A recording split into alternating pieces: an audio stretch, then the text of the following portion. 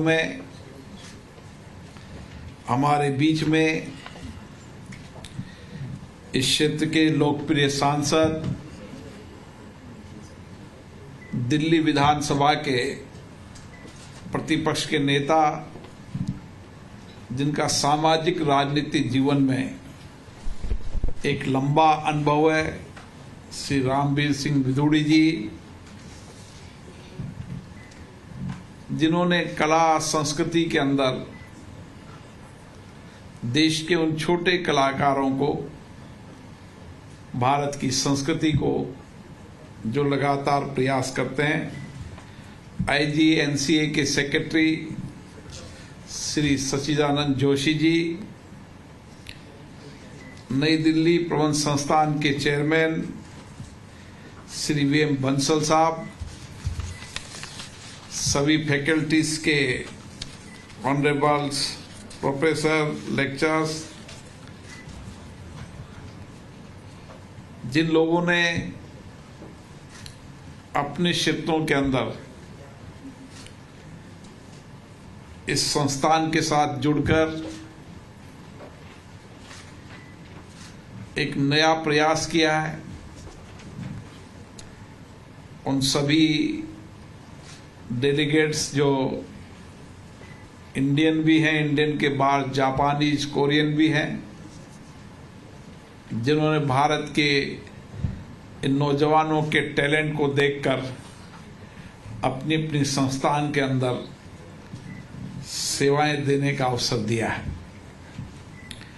आज मैं उन सभी मैनेजमेंट के विद्यार्थियों को बहुत बहुत शुभकामनाएं देता हूं, बधाई देता हूं कि उन्होंने दिल्ली के उस संस्थान से अपना शिक्षण प्रशिक्षण प्राप्त किया है,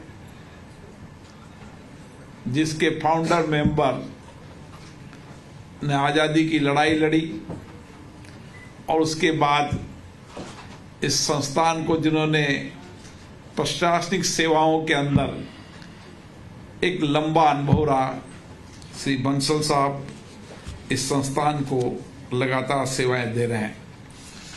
मैं उन सब नौजवानों के चेहरे पर खुशी देख रहा था, उनके तेजस्वी को देख रहा था, उनके आत्मविश्वास को देख रहा था, और आज भी संस्थान की जड़ें उनकी यहां पर है। इस संस्थान से जो कुछ भी उन्होंने सीखा, अनुभव प्राप्त किया, अपनी जिंदगी के महत्वपूर्ण क्षण गुजारे, उन सबको आज एक अच्छी अनुभूति हो रही है अपने संस्थान में आकर। कुछ संस्थान में भी प्रशिक्षण कर रहे हैं, पढ़ रहे हैं, कुछ संस्थान से बाहर निकलकर अलग अलग संस्थान के अंदर अपनी काम कर कर देश और राष्ट्र को आगे बढ़ाने में सेवाएं दे रहे हैं। मैं जब आप लोगों के बीच में आता हूं और आपकी ऊर्जा, आपका सामर्थ्य, आपके नए इनोवेशन करने की क्षमता, आपके आत्मविश्वास, तो मुझे भरोसा होता है कि 21वीं सदी भारत की होगी।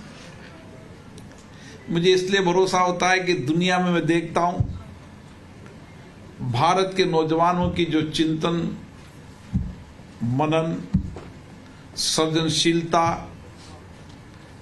कार्यदक्षता, कुशलता अद्भुत है, और उसी के कारण आज दुनिया के अंदर भी, उन विकसित देशों के अंदर भी भारत के नौजवानों की टैलेंट की आवश्यकता है, और दुनिया के उन विकसित देशों के अंदर भी उस देश के विकास के अंदर, उस देश के आर्थिक तंत्र को सुव्यवस्थित करने में, वहां के इंडस्ट्री सर्विस सेक्टर के अंदर भी और वहां के तकनीकी क्षेत्र के अंदर भी भारत के नौजवानों का योगदान है। और इसीलिए मुझे मेरे देश के नौजवानों पर भरोसा है।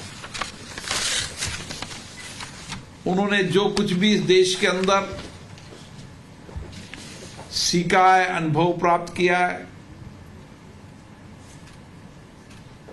जो कुछ भी इन्होंने नया इनोवेशन किया है, उसमें भारत की संस्कृति, भारत के आध्यात्मिक के विचार उनके मन में है। उन्होंने भारत की संस्कृति, उनके विचार, उसके गहन अध्ययन को समझकर अपने जीवन की शिक्षण अवस्था के अंदर ही, चाहे विद्यालय में हो, चाहे महाविद्यालय में हो, चाहे मैनेजमेंट के इंस्टीट्यूट ऑफ कॉलेज के अंदर हो, उनकी प्रारंभिक नींव ही उस गुरुकुल व्यवस्था से पड़ी है जहां जीवन में अनुशासन है, अच्छी संस्कृति और अच्छे संस्कार हैं। और इसीलिए आज हम दुनिया के अंदर भारत के नौजवानों की बौद्धिक क्षमता, उनका नया इनोवेशन करने की क्षमता, उनमें नए बदलाव करने की क्षमता अद्भुत है। और आने वाले समय के अंदर इस भारत के अंदर का नौजवान इन सब अध्ययन, शिक्षण, प्रशिक्षण से, अपने नवाचार से, बदलते परिप्रेक्ष्य की नई टेक्नोलॉजी से इतनी दक्षता प्राप्त करेगा कि दुनिया में भारत के नौजवानों की आज भी आवश्यकता है।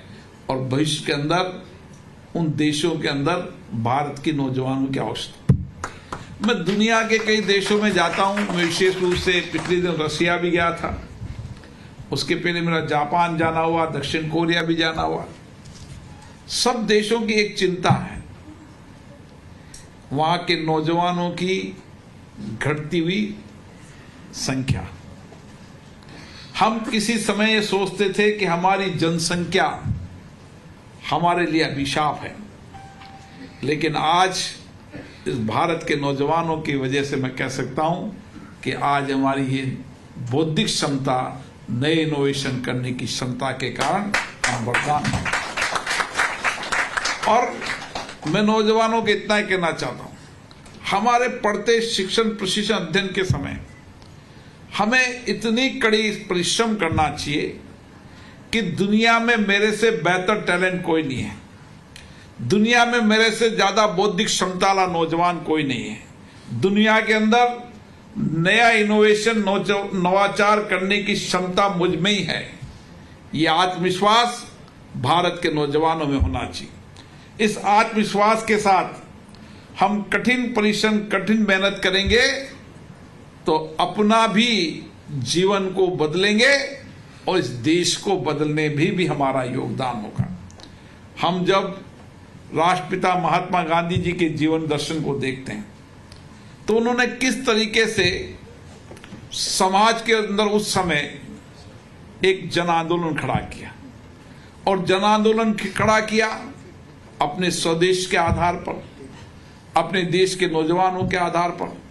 आज यही स्थिति हमारी है कि भारत के अंदर हम आत्मनिर्भर भी हो रहे हैं, सशक्त भी हो रहे हैं, समर्थ भी हो रहे हैं, मजबूत हो रहे हैं।